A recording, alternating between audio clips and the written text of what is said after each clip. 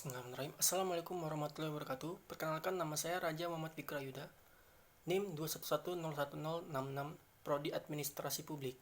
Saya akan merangkum mata kuliah Asas Manajemen dari materi pertama hingga akhir. Materi pertama tentang asas-asas manajemen. Arti manajemen. Manajemen terdiri dari kata to manage, control, atau disebut juga mengendalikan, menangani, atau mengelola, mengurus. Manajemen memiliki kata benda arti. Pertama, pengelolaan, pengendalian, penanganan. Yang kedua, perlakuan secara terampil. Yang ketiga, gabungan A dan B adalah berhubungan dengan pengelolaan suatu perusahaan, rumah tangga, atau sesuatu bentuk kerjasama dalam mencapai suatu tujuan tertentu. Perkembangan generasi manajemen. Ada 5. Yang pertama, jungle management. Kedua, manajemen by direction. Yang ketiga, manajemen by targeting. Yang keempat, value creative management. Yang kelima, knowledge and human networking management. Fungsi manajemen ada 2. Yang pertama, fungsi organik, bersifat mutlak dijalankan oleh manajemen. Bila tidak mampu, organisasi akan mati. Yang kedua, fungsi-fungsi pelengkap, bersifat tidak mutlak, sebaiknya dilaksanakan karena pelaksanaan fungsi-fungsi itu dengan baik akan meningkatkan efisiensi, memperlancar usaha pencapaian tujuan dengan efisien, ekonomis, dan efektif. Materi selanjutnya, unsur-unsur manajemen. Pertama, ada manusia. Sangat menentukan. Manusia membuat tujuan, melakukan proses kegiatan untuk mencapai tujuan yang telah ditetapkan. Tanpa manusia tidak akan ada proses kerja. Kedua, uang. Uang sebagai alat tukar dan alat ukur nilai suatu usaha. Besar kecilnya perusahaan diukur dari jumlah perputaran uang. 3. Mesin. Peranan mesin sebagai alat bantu kerja memudahkan melaksanaan pekerjaan, memberikan keuntungan terhadap tenaga kerja, penggunaannya sangat tergantung pada manusia, dan mempermudah tercapai tujuan hidup manusia. 4. Ada metode.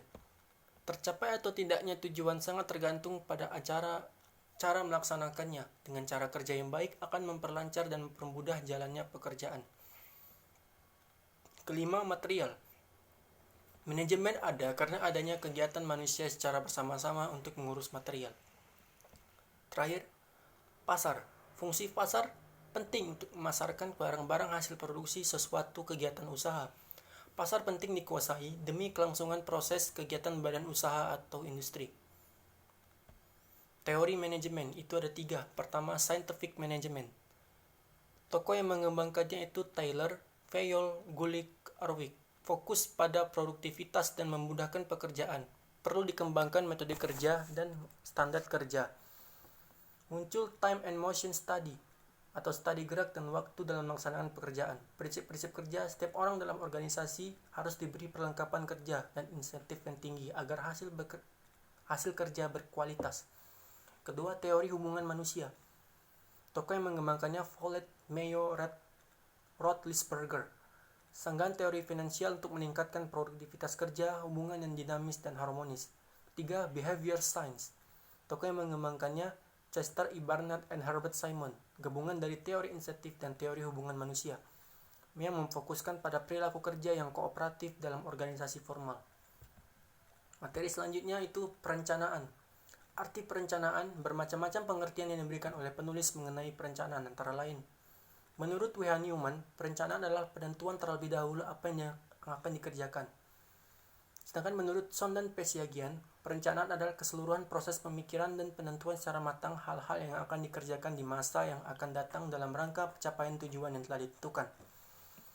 Sedangkan menurut George R. Terry, perencanaan adalah pemilihan fakta-fakta dan usaha yang menghubungkan antara fakta yang satu dengan yang lain. Kemudian membuat perkiraan dan peramalan tentang keadaan dan perumusan tindakan untuk masa yang akan datang, yang sekiranya diperlukan untuk mencapai hasil yang dikehendaki. Nah, kesimpulannya itu perencanaan adalah pola perbuatan yang menggambarkan di muka hal-hal yang akan dikerjakan kemudian. Fungsi perencanaan itu ada 7. Yang pertama, interpretasi. Dapat menjelaskan, menguraikan, dan menjabarkan kebijakan umum dari bentuk kerjasama. Yang kedua, forecasting. Dapat memperhitungkan keadaan dan situasi di masa yang akan datang. Yang ketiga, koordinasi sebagai alat koordinasi seluruh kegiatan manajemen. Yang keempat, ekonomis yang mengandung prinsip ekonomis agar kegiatan manajemen lebih efisien. Yang kelima, pedoman, menjadikan patokan atau pegangan pelaksanaan perencanaan yang dimaksud. Yang keenam, kepastian, yang menetapkan di muka hal-hal yang akan dikerjakan kemudian secara pasti. ketujuh, preventive control sebagai alat pengontrol dan penilaian agar terhindar dari penyelewengan dan pemborosan baik waktu, tenaga, biaya maupun fasilitas manajemen. Prinsip atau asas perencanaan. Pertama, contributor, itu membantu tercapainya tujuan manajemen. Yang kedua, primary activity, kegiatan pertama dari seluruh kegiatan manajemen. Yang kelima, pervasivitas, mencakupi seluruh kegiatan manajemen menyeluruh dalam setiap level. Keempat, alternatif, adanya alternatif, bahan, waktu, tenaga, biaya, dan sebagainya. Kelima, efisiensi, nilai efisiensi, penghematan, dan kerapian. Keenam, limiting factor, yaitu faktor yang argen, terang, jelas, tegas, dan tidak bertele-tele. Yang ketujuh, fleksibilitas, itu mudah disempurnakan, diperbaiki, disesuaikan dengan situasi dan kondisi yang berubah-ubah. Yang kedelapan, strategis, yaitu punya siasat agar diterima atasan, masyarakat, maupun anggota untuk dilaksanakan. Lanjut, ada macam perencanaan, itu ada 6. Pertama, penggunaan. Kedua, proses. 3, jangka waktu. Keempat, wilayah. Kelima, materi. Keenam, segi umum dan khusus. Sumber perencanaan itu ada 6 juga, yaitu pertama, kebijakan pucuk pimpinan. Yang kedua, hasil pengawasan. Yang ketiga, kebutuhan masa depan. Yang keempat, penemuan-penemuan baru. Yang kelima, prakarsa dari dalam. Dan yang keenam, prakarsa dari luar. Pembuat perencanaan. Pertama, ada perorangan. Yang kedua, unit staff. Yang ketiga, panitia. Dan keempat, kontraktor. Tindakan pokok perencanaan. Pertama, menentukan masalah, tugas, tujuan, dan kebutuhan secara jelas. Yang kedua, mencari informasi secara lengkap yang berhubungan dengan berbagai kegiatan. Yang ketiga, mengobservasi, meneliti, menganalisis, dan mengklarifikasi informasi yang sudah terkumpul. Yang keempat, melaksanakan metode perencanaan yang telah dibuat dengan menetapkan pelaksanaan perencanaan. Yang kelima, menetapkan planning alternatif. Yang keenam, memilih dan memeriksa rencana yang diajukan. Yang ketujuh, membuat sintesis. Yang kedelapan, mengatur urutan dan waktu rencana secara terperinci. Yang kesembilan, mengadakan evaluasi. Perencanaan baik itu ada 3. Pertama, mengetahui perencanaan sifat atau ciri atau prinsip rencana yang baik. 2, memandang proses perencanaan sebagai suatu rangkaian pertanyaan yang harus dijawab. Yang ketiga, memandang proses perencanaan sebagai suatu masalah yang harus dipecahkan dengan mempergunakan teknik-teknik ilmiah. Lanjut, materi selanjutnya itu pengorganisasian. Arti organisasi. Menurut James Demany, organisasi adalah bentuk setiap perserikatan manusia untuk mencapai tujuan bersama. Sedangkan menurut George R. Terry, organisasi adalah mengalokasikan seluruh pekerjaan yang harus dilaksanakan antara kelompok kerja dan menetapkan wewenang relatif serta tanggung jawab masing-masing individu yang bertanggung jawab untuk setiap komponen kerja dan menyediakan lingkungan kerja yang tepat dan sesuai. Hakikat organisasi. Sebagai alat manajemen, organisasi dapat ditinjau dari 2 sudut pandang, yaitu pertama, organisasi sebagai wadah, tempat di mana kegiatan manajemen dilaksanakan. Kedua, ada organisasi sebagai proses, itu interaksi antara orang-orang dalam organisasi. Lanjut, ada unsur organisasi, itu ada 3. Pertama, kelompok. Kedua, kerjasama. Yang ketiga, tujuan bersama. Lanjut, ada fungsi organisasi. Pertama, mengatur kerja dan kerjasama sebaik-baiknya. Yang kedua, mencegah keterlambatan dan kesulitan kerja. Yang ketiga, mencegah kesimpang siuran kerja. Yang keempat, menentukan pedoman-pedoman kerja. Prinsip organisasi. Ada 12 prinsip sebagai berikut. Pertama, menetapkan tujuan dengan jelas, dimengerti, dipahami, diterima, dijiwai setiap orang dalam melaksanakan tugas, agar terjadi penghematan tenaga, material, biaya, dan waktu. Yang kedua, kesatuan arah. Yang ketiga, kesatuan perintah. Yang keempat, keseimbangan antara wewenang dan tanggung jawab seseorang atau pelimpahan wewenang. Yang kelima, pembagian tugas, bagian kerja, dan departementasi. Yang keenam, struktur organisasi harus disusun sesederhana mungkin. Yang ketujuh, pola dasar organisasi harus relatif permanen. Yang kedelapan, adanya jaminan jabatan. Yang ke-19, jasa yang diberikan pada setiap orang harus setimpal dengan jasa yang diberikan. Yang ke-10, penempatan orang yang sesuai dengan keahliannya. Yang ke-11, batas kemampuan pengawasan atau jenjang bertangga. Yang ke-12, koordinasi. Bentuk organisasi. Pertama, ada lini atau garis line. Suatu bentuk organisasi di mana kepala eksekutif dipandang sebagai sumber wewenang tunggal, segala keputusan atau kebijakan dan tanggung jawab ada pada satu tangan. Yang kedua, organisasi staf. Adalah suatu organisasi yang mempunyai hubungan dengan pucuk pimpinan dan mempunyai fungsi memberikan bantuan, baik berupa pemikiran maupun bantuan yang lain demi kelancaran tugas pimpinan dalam mencapai tujuan secara keseluruhan.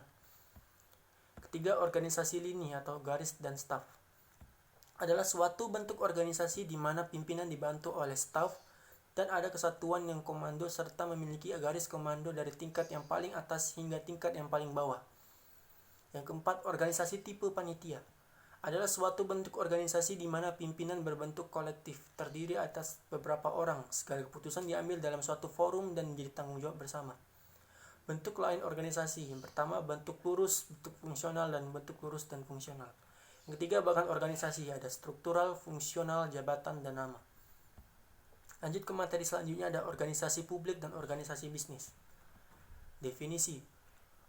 Organisasi publik adalah organisasi yang kegiatan pokoknya adalah menghasilkan barang dan atau jasa untuk memberikan pelayanan kepada masyarakat. Barang publik adalah barang yang tidak dapat disediakan melalui transaksi antara penjual dan pembeli. Organisasi bisnis. Organisasi bisnis adalah organisasi yang kegiatan pokoknya adalah menghasilkan barang dan atau jasa privat untuk memperoleh keuntungan. Barang privat adalah barang yang dapat disediakan melalui sistem pasar, yaitu melalui transaksi antara penjual dan pembeli. Konsep organisasi publik dan organisasi bisnis. Itu publik itu berkenaan dengan masyarakat, sedangkan konsep bisnis itu tujukan hal-hal yang terpisah pada masyarakat. Tipe produk organisasi publik dan organisasi bisnis. Pertama, barang fisik. Organisasi publik tipenya itu KTP, SIM, paspor, jalan. Kedua, organisasi bisnis. Itu ada smartphone, TV, laptop, atau motor. Kedua, jasa. Organisasi publik itu tipenya pelayanan pajak, sedangkan organisasi bisnis salon kecantikan, tour de travel. Tiga, event.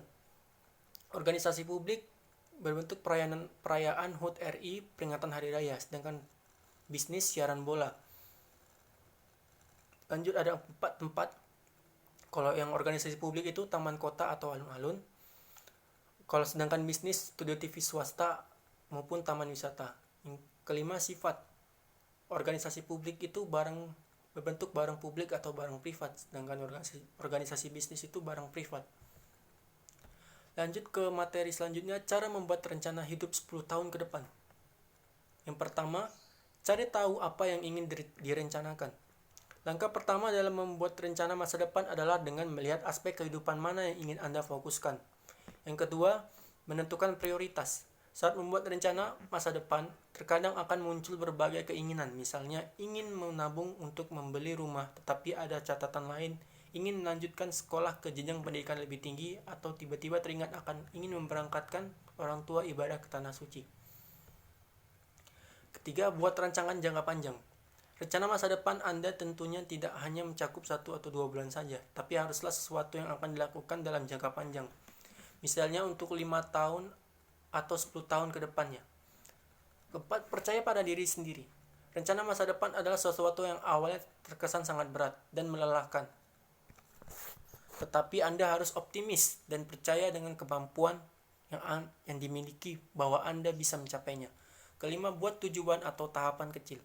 Di tahapan ini Anda perlu memikirkan langkah praktis yang perlu dimasukkan ke dalam rencana masa depan untuk meraih tujuan.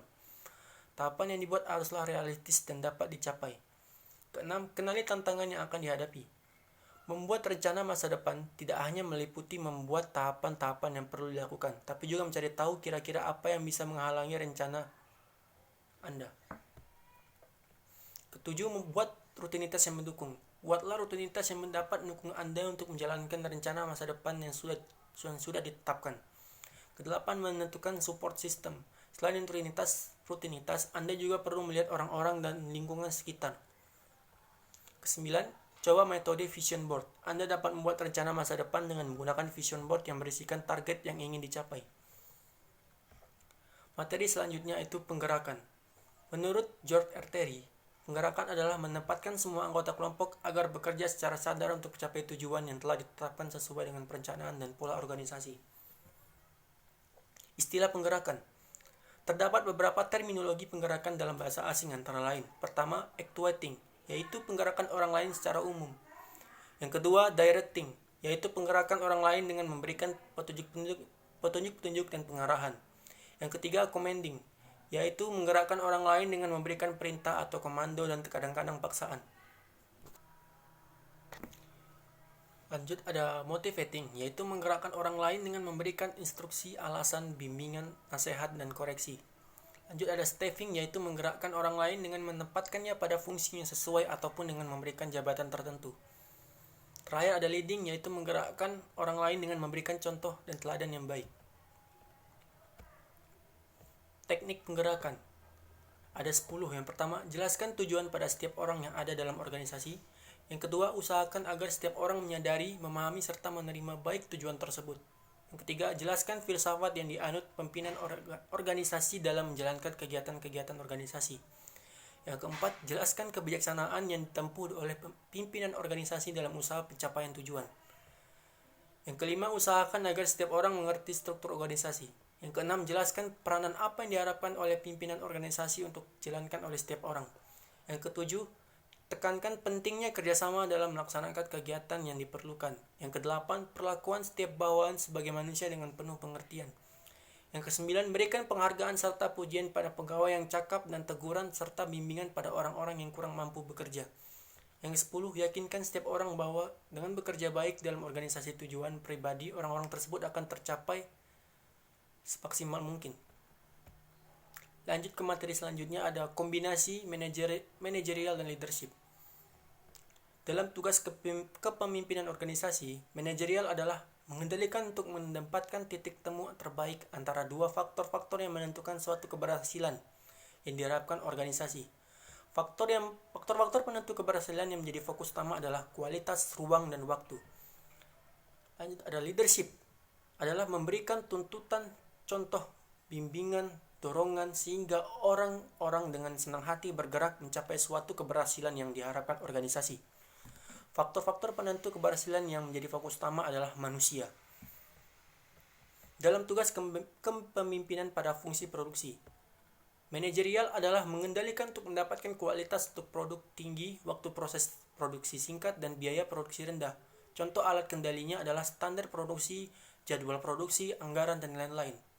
Leadership adalah menggerakkan melalui berbagai cara, yaitu penjelasan rencana produksi secara teknis dan dalam konteks visi misi tujuan organisasi, bimbingan dan pelatihan proses produksi dan hal-hal terkait produksi, konsultasi dan diskusi, masalah yang dihadapi, apresiasi kerja dan hasil produksi, dan lain-lain. Contoh alat kendalinya adalah rapat, kehadiran pimpinan, media konsultasi, wujud apresiasi, dan lain-lain. Materi selanjutnya adalah 5 tingkat kebutuhan manusia menurut teori Abraham Maslow. Teori Hierarchy of Needs adalah teori yang dicetus oleh Abraham Maslow. Abraham Maslow ini ialah salah satu psikolog pendiri aliran humanistik terkenal asal Rusia yang tinggal di Amerika. Pada saat itu, ia ingin tahu apa motivasi hidup orang-orang. Teori ini digambarkan sebagai piramida dan ada 5 level kebutuhan manusia yang perlu dipenuhi supaya hidup bahagia dan sehat selalu. Untuk bisa lanjut ke level yang lebih atas, kebutuhan level bawah harus terpenuhi dulu. Karena level-level bawah emang paling dasar untuk bertahan hidup. Tidak 100% pun tercapai juga tidak apa-apa asal orang tersebut merasa sudah cukup.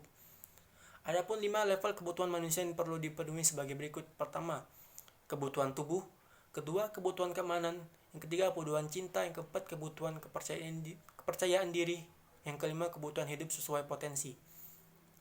Abraham Maslow juga mengelompokkan kebutuhan ini berdasarkan motivasi kita untuk mencapai, yaitu 4 kebutuhan terbawah seperti kebutuhan tubuh, keamanan, cinta, dan kepercayaan diri. Itu masuk dalam kategori kebutuhan yang dorong adanya rasa tidak puas, rasa bahwa kekurangan sesuatu, atau singkatnya rasa takut dan cemas. Materi terakhir itu ada pengawasan. Menurut George R. Terry, pengawasan adalah proses penentuan apa yang akan dicapai, yaitu standar apa yang sedang dihasilkan, yaitu pelaksanaan, menilai pelaksanaan, dan bila mana perlu mengambil tindakan korektif, sehingga pelaksanaan dapat berjalan menurut rencana, yaitu sesuai dengan standar. Sasaran pengawasan. Pertama, bahwa melalui pengawasan pelaksanaan tugas-tugas yang telah ditentukan sungguh-sungguh sesuai dengan pola yang telah digariskan dalam rencana. Yang kedua, bahwa struktur serta hierarki organisasi sesuai dengan pola yang telah ditentukan dalam rencana. Yang ketiga, bahwa seseorang sungguh-sungguh ditempatkan sesuai dengan bakat, keahlian dan pendidikan serta pengalamannya, dan bahwa usaha pengembangan keterampilan bawahan dilaksanakan secara berencana, kontinu, dan sistematis. Keempat, bahwa penggunaan alat-alat diusahakan agar sehemat mungkin. Yang kelima, bahwa sistem dan prosedur kerja tidak menyimpang dari garis-garis kebijakan yang telah tercermin dalam rencana. Yang keenam, bahwa pembagian tugas, wewenang, dan tanggung jawab didasarkan pada pertimbangan-pertimbangan yang objektif dan rasional, dan tidak atas dasar personal likes and dislike. Dan terakhir, bahwa tidak terdapat penyimpangan dan atau penyelewengan dalam penggunaan kekuasaan, kedudukan, maupun terutama keuangan. Sifat pengawasan. Pertama, fact-finding atau menemukan fakta. Pelaksanaan fungsi pengawasan harus menemukan fakta-fakta tentang bagaimana tugas dijalankan dalam organisasi, faktor biaya, tenaga kerja, asisten dan produser kerja, struktur organisasi, dan faktor psikologis seperti rasa dihormati, dihargai, kemajuan dalam karir, dan lain-lain.